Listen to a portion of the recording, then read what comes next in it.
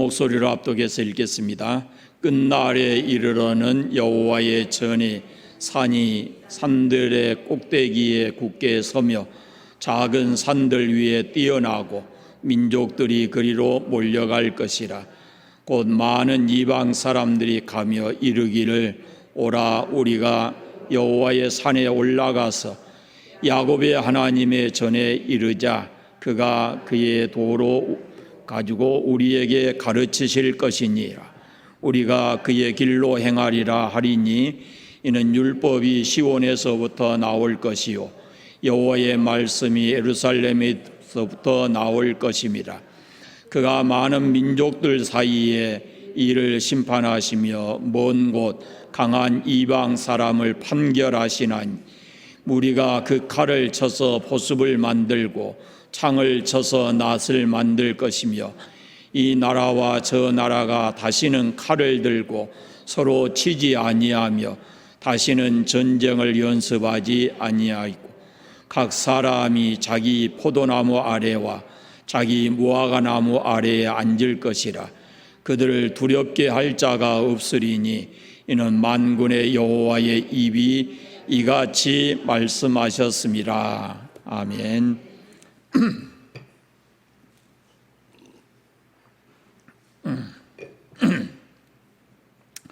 미국 뉴욕에 있는 유엔 본부 건물 안에 들어가면은 이렇게 큰 벽이 있는데요. 그 벽에 오늘 우리가 읽은 말씀 가운데 한 구절이 기록이 되어 있습니다. 무리가 그 칼을 쳐서 보습을 만들고 창을 쳐서 낫을 만들 것이며 라는 이 구절이 유엔 본부 벽에 이렇게 기록이 되어 있습니다. 다시는 나라 간의 민족 간의 싸움과 전쟁을 하지 않고 사는 것, 이것이 유엔이 하고자 하는 일이고 세계가 바라는 평화다라는 그런 말씀입니다. 그러나 지금도 세계는 무기를 만들기에 혈안이 되어 있습니다. 신무기를 이렇게 개발하고 실험하고 이것이 지금도 세계 곳곳에서 계속되고 있습니다. 지금 세계가 비축하고 있는 이 무기만 가지고도 인류를 몇 번씩이나 멸망시키고도 남는다 그럽니다. 그런데 그런 무기들을 우리나라가 가지지 못했기 때문에 불안한 겁니다. 그래서 우리가 살아남기 위해서는 우리도 그와 같은 무기를 가져야 된다는 겁니다. 그래서 끊임없이 이렇게 무기를 개발하고 실험하고 하고 있는 겁니다. 그러나 여러분, 이미 만들어진 무기를 파기하고 그것으로 농사 짓는 도구인 보습이나 낫을 만든다 생각해 보시면 얼마나 이 평화로운 그런 모습입니까? 보습을 만들고, 물론 요즘에 이제 쟁기질 안 하니까 요즘에는 트랙터를 만들고 중장기를 만들고 아마 낫을 만들고 그렇게 되겠지요. 그럼 이렇게 되면은 인류가 참 평화롭지 않겠습니까? 그러나 아직은 그런 평화가 이 땅에 없습니다. 오늘 본문을 통해서 하나님께서 우리에게 주신 약속의 말씀이 무엇인가, 그것이 또 어떻게 성취되어 가는가라는 것을 살펴보겠습니다. 먼저 1절 말씀을 보십시다. 같이 읽어보겠습니다. 끝날에 이르러는 여호와의 전에 산이 산들의 꼭대기에 굳게 서며 작은 산들 위에 뛰어나고 민족들이 그리로 몰려갈 것이라. 아멘. 우리가 바로 앞에 3장을 보았을 때 미가 선지자가 예루살렘이 어떻게 된다 그렇게 예언을 했는가 보십시오. 3장 마지막 절에 보시면 너희로 말미암아 시온은 갈아엎는 밭이 되고 예루살렘은 무더기가 되고 성전의 산은 수풀의 높은 곳이 되리라 그랬습니다.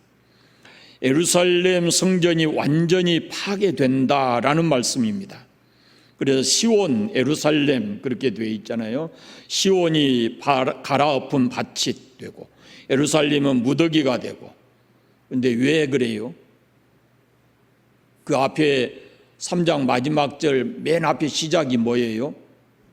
너희로 말미암아 그러잖아요. 너희 때문에 그 말이에요. 너희가 잘못해서 그 말이에요. 예루살렘은 단순히 사람들이 모여서 하나님께 예배드리는 곳만이 아닙니다. 그 예루살렘에 하나님의 성전이 있고 그 성전에 하나님이 계신다. 또 그 성전에 계신 하나님이 유다를 다스리신다. 이런 생각을 하고 있거든요. 그런데 그 예루살렘이 완전히 파괴된다는 겁니다. 그러면은 이제 예루살렘이 시온이 밭같이 되고 예루살렘이 완전히 무더기가 된다면은 그러면 하나님의 통치가 이제는 끝나버린 것입니까? 그렇지 않습니다. 오늘 본문에서 미가 선지자는 예루살렘이 파괴되어도 하나님의 다스림, 하나님의 통치는 끝나지 않는다는 것을 말씀하고 있어요. 그럼 어떻게 통치하시냐? 그 통치의 방법이 바뀌는 거예요. 통치의 영역이 유다만에 머무르지 않고 하나님의 통치의 영역이 더 넓어진다라고 말씀하고 있어요. 이것은 유다에게뿐만 아니라 온 인류에게 더없이 큰 소망의 말씀입니다. 끝날에 하나님께서 성전을 크게 하실 것이다. 그렇게 말씀하고 있어요. 1절에 있는 대로 여호와의 전에 산이 산들의 꼭대기에 굳게 서며 작은 산들 위에 뛰어나고 그랬습니다. 그러니까 이 말씀은 마지막 때가 되면은 세상의 모든 지식과 권력과 그 어떤 힘보다도 하나님의 성전이 높이 선다 그런 말인데 그때는 하나님이 다스리는 그런 세계가 된다라고 말씀하고 있는 겁니다. 그러면 여러분, 예루살렘 성전이 왜 그렇게 파괴되었습니까? 우리가 이 점을 잊지 말아야 되는 거죠. 성전이 있으나 마나 했어요. 성전이라는 건물은 있고 그 속에 많은 사람들이 들어가고 나오고 하기는 했는데 거기 성전이 있고 성전에 들어가고 나오는 사람들의 삶의 모습은 하나님의 백성답지를 않았다는 겁니다. 무서운 악을 행하고 하나님의 백성으로서 해서는 안 될 죄를 짓고 산 것입니다. 입으로는 하나님을 부르면서 삶은 여전히 죄를 짓고 욕심부리고 빼앗고 그렇게 살아가고 있다라는 말씀이에요. 그렇다면 여러분, 성전의 의미가 뭐겠습니까? 예루살렘 유다 사람들은 그래도 성전이 있다는 것을 자랑스럽게 여기고 아마 한 번씩 그 성전에 들어갔다 나오면 이제는 만족하다, 안전하다 아마 이런 생각을 가지고 살았겠지만 하나님께서 보실 때 그 성전은 아무런 의미가 없었어요. 그래서 이사야 선지자를 통해서 말씀하실 때는요, 성전 문을 닫아버렸으면 좋겠다 그렇게 말씀하셔요. 마당만 받고 왔다 갔다 하는 이 백성들의 모습을 보면서 하나님의 마음이 얼마나 힘들었겠어요. 그래서 성전 문을 닫아버렸으면 좋겠다 이렇게까지 말씀하신 거예요. 말씀을 들어도 삶이 변하지 않는다면은 왜 성전이 그들에게 필요했겠습니까? 그래서 변화되지 않는 여전히 하나님의 백성으로서 살아야 될 사람들이 죄를 짓고 악을 행하고 살아가기 때문에 하나님께서 그 성전을 파괴했다라는 말씀입니다. 여러분, 교회가 우리 가까이 있는 것은 축복입니다. 그러나 교회가 있다는 것으로 절대 만족해서는 안 됩니다. 하나님이 찾으시는 신실한 예배자 돼야 되고 하나님의 말씀을 귀하게 여기고 그 말씀을 믿고 그 말씀대로 순종해서 우리의 삶이 하나님의 기대치만큼 그렇게 어느 정도 성장을 해야 되는 겁니다. 그렇지 않으면 우리가 이 성전이 있다는 것이 우리에게 무슨 의미가 있는가라는 겁니다. 유다 사람들처럼 가끔 가다 이 성전에 한번 왔다 가서 그래도 하나님이 나를 도와주시겠지, 하나님 날 지켜주시겠지 하는 그런 생각을 가지고 삶은 변화되지 않고 여전히 죄 가운데서 살아간다면 이 교회의 의미가 무엇이냐 그 말이죠. 그렇다면 본문이 말하는 끝날에 하나님께서 높이실 이 성전은 어떤 성전일까라는 겁니다. 하나님이 다시 그 성전을 끝날에 회복해서 높이 두신다 그랬는데 그 성전은 건물로서의 성전이 아니고 전혀 새로운 성전입니다. 보이는 건물의 성전이 아니고 우리 마음의 성전을 가리키는 겁니다. 요엘 선지자가 예언을 하고 사도행전에 나타난 대로 우리 마음에 하나님의 성령이 부어지고 우리가 새 사람이 되어서 하나님의 성전이 되는 것입니다. 누구든지 하나님의 성령이 임하게 되면 하나님께서 그를 새 사람 되게 하고 그 성령을 통해서 그를 하나님의 백성답게 살아가도록 그의 삶을 인도하고 다스리신다는 겁니다. 그래서 끝날에 나타날 그 하나님의 전은 바로 성령이 임재해 계시는 그 사람의 성전을 가리키는 겁니다. 집만 덩그러니 있고 그 속에 죄로 가득한 사람들이 모여있는 그런 집의 성전이 아니고 하나님의 성령이 그 안에 임해서 죄를 깨닫고 회개하고 변하여 새 사람이 되고 하나님이 기대하는 그런 삶을 살아가는 그런 하나님의 성전을 말하는 것입니다. 우리가 아무리 크고 좋은 집을 지어서 하나님께 봉헌을 해도 그 성전을 드나드는 사람들이 말씀을 듣고 새롭게 변화되고 그 삶이 하나님이 원하시는 거룩한 모습으로 바뀌어지지 않는다면 그렇게 몇십억 들어서 잘 지어놓은 성전이 하나님 앞에 무슨 의미가 있겠는가 그 말입니다. 많은 사람들이 모여 있어도 여전히 죄 가운데 있다면 결코 하나님을 기쁘시게 할 수가 없습니다. 중요한 것은 내 마음의 성전이 이루어져야 된다라는 말씀입니다. 그래서 내가 하나님 말씀을 듣고 내 삶의 현장에 가서 하나님의 성전답게 거룩한 모습으로 살아가야 된다라는 것입니다. 하나님의 성령을 모시고 늘 새롭게 살아가는 하나님의 성전으로서의 삶을 살아가시기를 바랍니다. 2절을 같이 읽겠습니다. 2절 곧 많은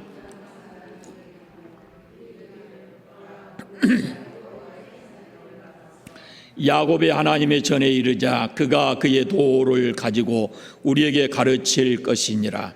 우리가 그의 길로 행하리라 하리니 이는 율법이 시온에서부터 나올 것이요 여호와의 말씀이 예루살렘으로부터 나올 것임이라. 아멘.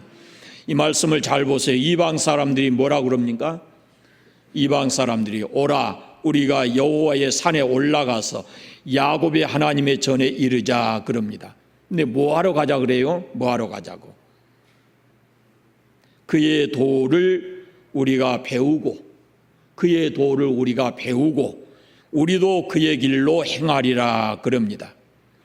여러분 세상 사람들 가만히 보십시오.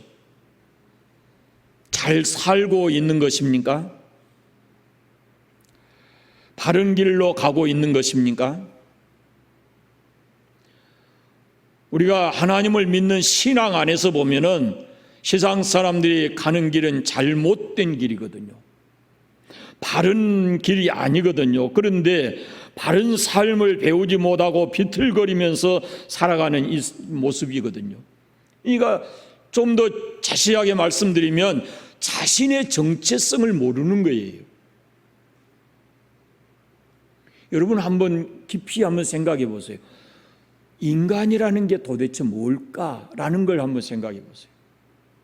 하나님 앞에서 내 진짜 나라는 인간은 도대체 뭔가라는 걸 한번 생각해 보세요.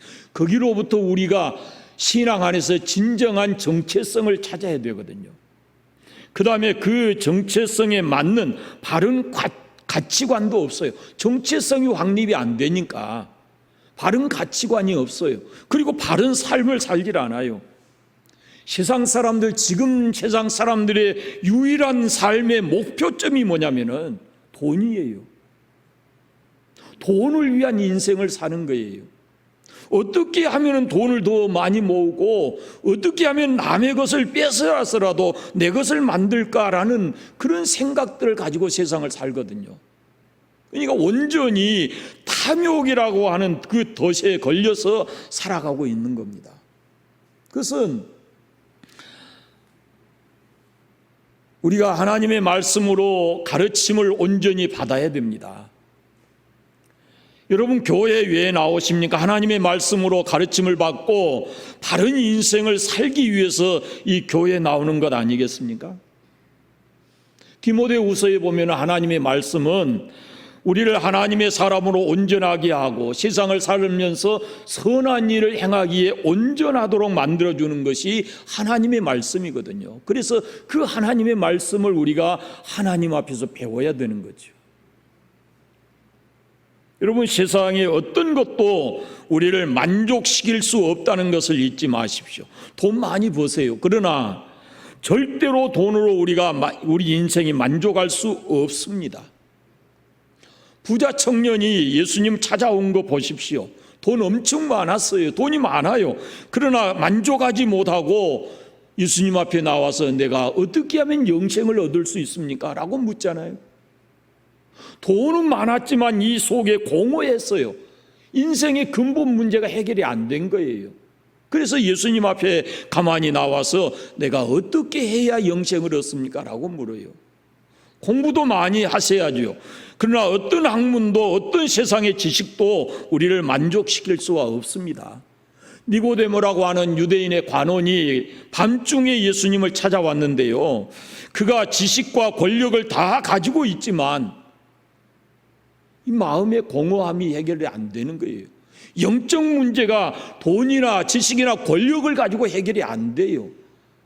인간의 근본 문제는 영적인 것에 있는데 그것을 가지고 돈이나 명예나 권세, 지식을 가지고 그 영적 문제가 해결이 되지 않기 때문에 가만히 예수님 찾아왔어요. 그리고 밤중에 아무도 모르게 자기 인생의 문제를 해결하려고 예수님과 대화를 한 거예요. 하나님의 성령이 우리 안에 거하시고 우리가 말씀으로 충만해져 있을 때 이 세상 것이 좀 부족해도 우리는 우리 안에 기쁨을 가지고 감사하면서 행복한 삶을 살아가게 될 줄로 믿습니다. 그것이 신앙의 삶이에요. 공부하려면 학교를 가야지요. 돈을 벌려면 돈 많은 곳에 가야지요. 그러나 우리가 그런 곳에 간다고 해서 우리 인생의 문제가 진짜 해결되는 게 아니에요. 그래서 하나님이 이 땅에 교회를 허락하신 거예요. 여러분, 웃는다고 다 웃는 게 아니에요. 정신에 문제가 있는 사람을 보십시오. 늘 웃고 다니잖아요. 길을 가긴 가요. 어딘가를 가기는 가는데 어디로 가는지, 무엇을 하러 가는지 그 인생의 목적이 없어요. 방향이 없어요. 방향이. 그냥 아무 목적 없이 가고 싶은 대로 가고 있는 거예요. 이러다가 어떻게 되겠지 하는 생각을 가지고 사는 거예요. 자신의 실존을 깨닫고 찾고 내가 누군가를 찾고 바른 인생의 길을 찾고 바른 삶을 살아가는 것, 그것이 중요하다라는 말씀입니다. 그럴 때에야 비로소 웃는 웃음이 행복할 수가 있는 거예요. 이 길을 찾으면 항상 웃을 수 있습니다. 어려워도 힘들어도 소망 있는 웃음을 웃을 수가 있는 겁니다. 우리의 삶 속에 진정한 이 영적 문제가 해결이 돼서 이런 웃음을 웃고 살아가게 되시기를 바랍니다. 세상 사람들이 나는 행복하다 그러지만은 그 행복은 물거품이에요. 진정으로 이 가슴 속에 세상의 그 어떤 것과도 바꿀 수 없는 진정한 행복이 우리 안에 자리 잡고 있어야 된다라는 말씀입니다. 새 성전은 하나님의 성령을 모시고 말씀으로 늘 가르침을 받아서 그 말씀대로 사는 사람을 말합니다. 다시 한번 강조해 말씀드립니다. 우리에게 있어서 세상의 그 어떤 것보다 중요한 것이 하나님의 말씀입니다. 하나님의 말씀이 우리 생명의 양식이고 우리가 살아내야 할 삶의 가치와 그 삶의 길이 바로 말씀 속에 있습니다. 하나님은 우리를 하나님의 사람으로 변화시킬 때 그 도구를 말씀을 가지고 변화를 시키는 겁니다. 그리고 하나님의 사람으로 살아갈 수 있도록 이 말씀은 우리에게 매 순간순간 힘을 더해 주는 겁니다. 슬플 때 위로의 말씀을 주시고 낭망하고 있을 때 새로운 힘을 가질 수 있도록 말씀으로 우리에게 격려해 주시고, 그래서 우리가 늘 하나님의 말씀을 귀 기울여 듣기 위해서 하나님의 성전에 나와야 하는 겁니다. 말씀 없이도 살아갈 것 같지만 천만의 말씀이 우리가 온전한 하나님의 사람으로 살아갈 수가 없어요. 이 새 성전에 주시는 하나님의 귀한 말씀이 있습니다. 선물이 있습니다. 그것이 평화입니다. 우리 안에 하나님의 성전이 온전히 이루어지게 되면 그 하나님의 성전에 주신 하나님의 선물이 뭐냐면 평화예요. 평화. 3절 말씀을 같이 읽겠습니다. 그가 많은 민족들 사이의 일을 심판하시며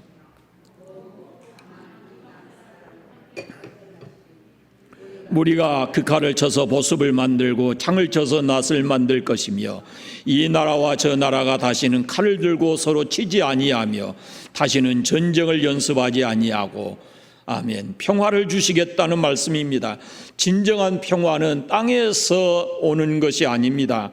세상이 주는 것은 두려움입니다. 평화는 위에서 옵니다. 물질로부터 오는 것이 아닙니다. 물질이 많으면 오히려 우리는 불안하고 두려워집니다. 세상은 두려움으로 가득합니다. 그러나 우리 안에 성령이 오시고 우리가 온전히 하나님의 성전이 되게 되면은 우리 안에 미움이 사라지게 되고 갈등이 없어지게 되고, 그리고 평화를 하나님께서 우리에게 선물로 주시는 겁니다. 세상에는 얻을 수 없는 평화, 그 평화를 하나님께서 우리에게 주시는 겁니다. 세상은 지금도 끊임없이 전쟁으로부터 이기는 그런 평화를 원하고 있습니다. 그 전쟁에서 지면은 불행해지고 처참해지기 때문에 어떻게 하든지 무기를 만들어서라도 전쟁에서 이기려고, 그래야 우리가 평화로워진다라고 생각을 하고 있는 겁니다. 그러나 정말로 필요한 것은 싸워서 이기는 평화가 아니고 하나님께로부터 하나님이 내 안에 이루어 놓으신 진정한 샬롬의 평화가 우리에게 필요하다라는 말씀입니다.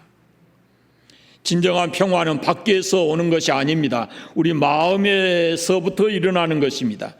내가 남을 미워하고서는 내 마음이 평화로울 수가 없습니다. 미워하는 마음 속에는 평화가 있을 수가 없어요. 전쟁이 뭡니까? 남을 극복해야만 내가 평화롭다는 거예요. 그 마음 속에는 평화가 없어요. 남을 미워하는 마음 속에는 평화가 없어요. 우리 마음으로부터 진정한 평화가 일어나려면 성령이 우리 안을 다스려야 돼요. 한마디로 말하면 예수 믿고 사는 사람들에게 주어지는 가장 큰 선물이 뭐냐면 마음의 평화입니다.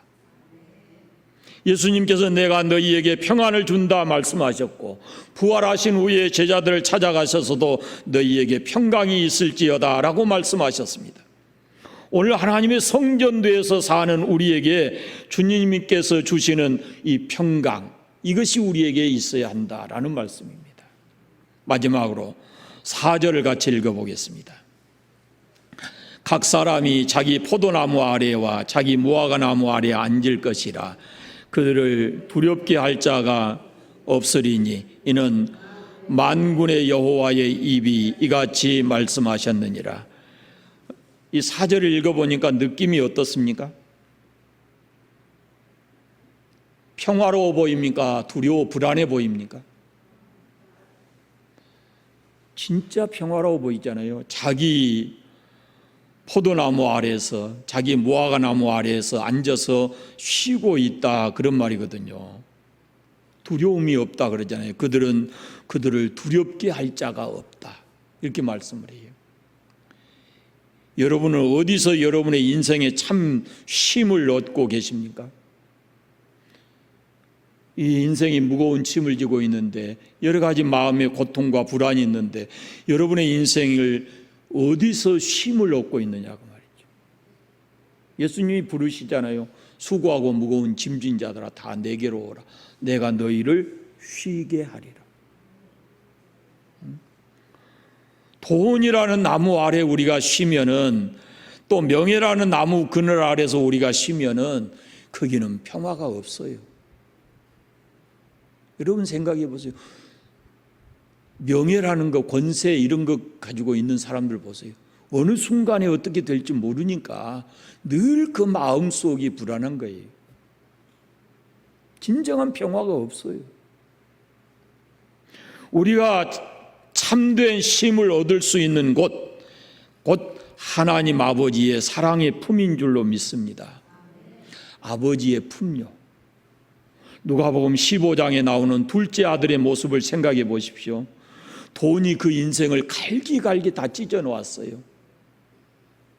아버지 집에서 돈 많이 가지고 나갔는데 그 돈이 그 인생을 다 찢어 놓았어요.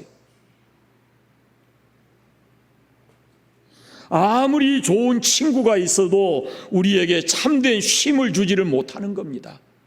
낭패와 실망을 당한 뒤에 고통스러운 그 모습으로 아버지 집에 돌아와서 아버지 품에 안기는 순간, 그가 지금까지 지고 살았던 모든 무거운 짐은 다 내려지고 그 아버지 품에 안겨서 참 평안함, 참 쉼을 얻은 줄로 믿습니다. 그것이 우리의 모습이어야 돼요. 또 하나, 예수 그리스도의 십자가 밑이 우리가 영원히 쉼을 얻을 수 있는 곳입니다.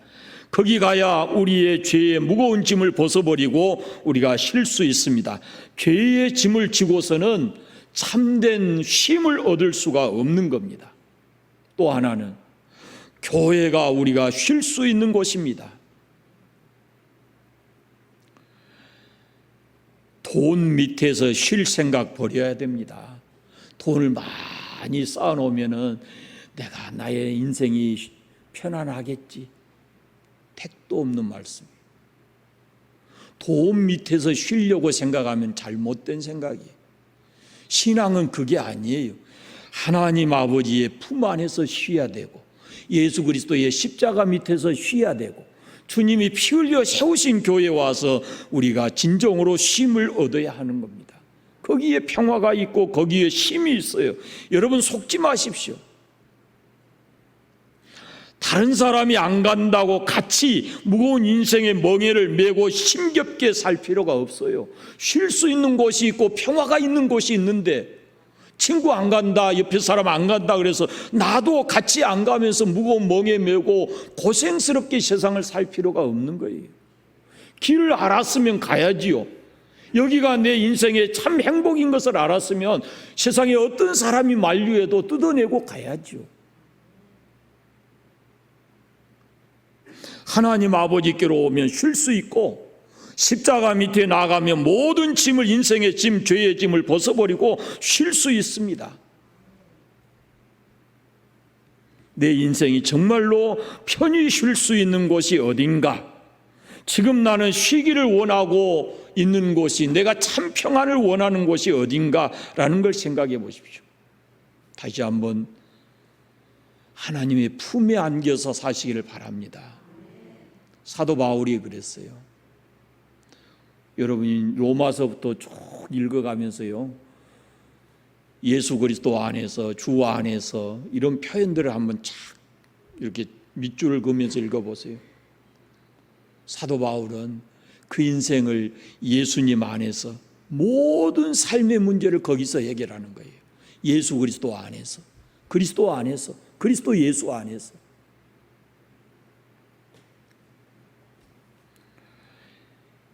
내가 하나님의 성전인 것을 잊지 마시기 바랍니다.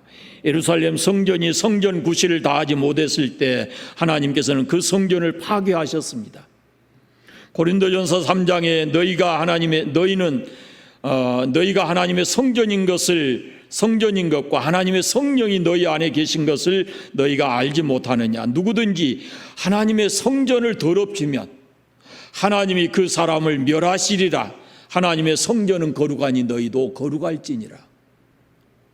내가 하나님의 성전이라는 거 잊지 마시고 그 성전으로서의 합당한 그런 삶을 살아야 된다라는 것을 늘 생각하면서 살아가시기 바랍니다. 그렇게 살아가기 위해서 우리가 해야 되는 게 뭐냐면은 주의 말씀으로 가르침을 받아야 되고 주의 말씀으로 살아내야 되는 거예요. 그럴 때 우리는 하나님이 주시는 복, 하나님이 주시는 선물, 평화의 삶을, 평화를 누리면서 쉼을 얻으면서 살아가게 되는 것입니다. 오늘 말씀이 여러분 남은 인생이 진정은 평화롭고 참된 쉼을 얻으면서 살아갈 수 있는 그런 생명의 말씀이 되시길 바라요. 하나님의 품 안에 예수 그리스도 십자가 밑에 그리고 피 흘려 세우신 주님의 교회, 이곳이 내가 참 평안을 얻고 참된 쉼을 얻을 수 있는 곳이다라는 것을 잊지 않고 살아가시기를 바랍니다. 기도하겠습니다. 하나님 아버지 감사합니다.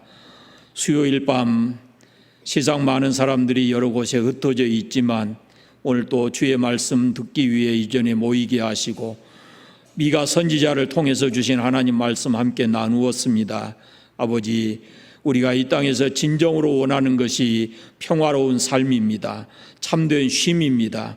이것이 아버지의 품 안에 예수 그리스도의 십자가 밑에 주님이 피 흘려 세우신 이 교회에 있는 것을 우리로 깨닫게 하셨으니 우리의 남은 인생이 참 평화로운 삶을 살게 하시고 참된 쉼을 얻고 살아갈 수 있는 그런 삶을 살아가게 해주시기를 원하옵고 기도합니다.